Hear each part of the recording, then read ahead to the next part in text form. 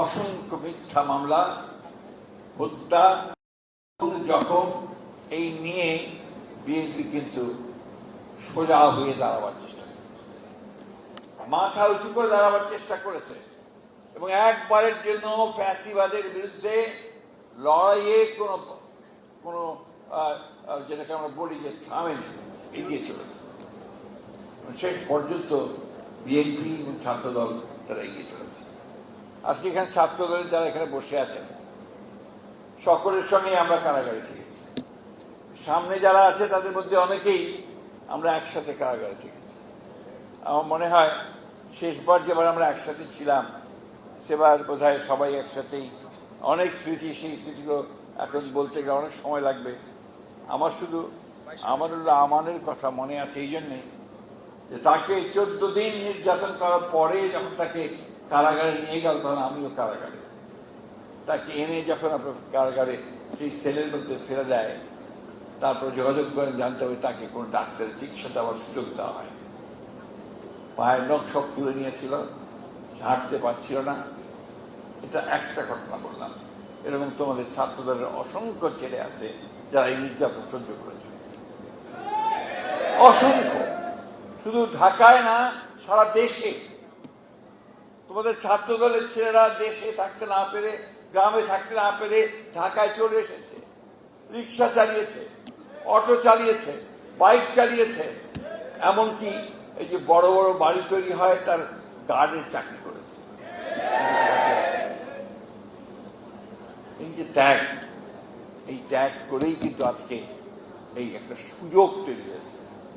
আমি কারোর বিরুদ্ধে কোনো কথা বলতে চাই না, অনেকে অনেক কথা বলছেন, আমি শুধু একটা কথা বলতে চাই যে আজকে এই সুযোগটা বাংলাদেশের জনগণ, একটা কথা কিছুক্ষণ আগে আজকে প্রথম আলোতে সাইমন পারভেজের লেখা একটা পড়ছিলাম যে কৃতিত্ব কার, কৃতিত্বের দাবিদার অনেকেই করছেন, দাবি অনেকেই করছেন, তাই না?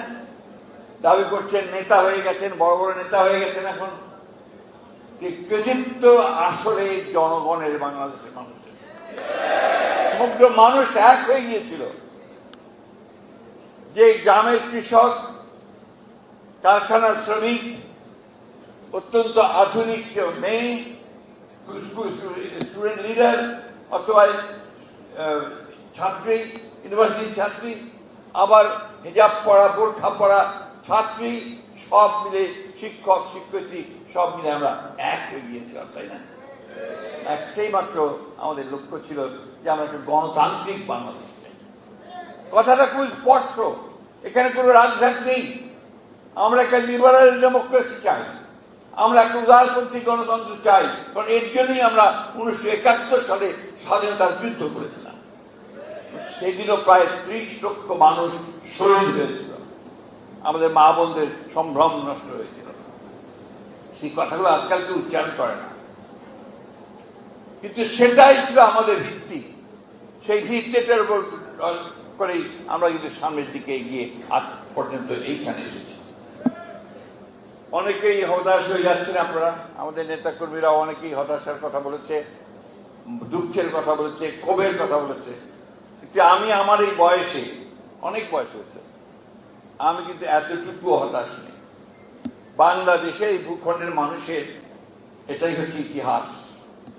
লড়াই করে করেই বাংলাদেশের মানুষ বেঁচে থাকে এবং ঝড় ঝঞ্ঝা, সাইক্লোন, সমস্ত প্রাকৃতিক দুর্যোগকে উপেক্ষা করে বাংলাদেশের মানুষ বাঁচার স্বপ্ন দেখে।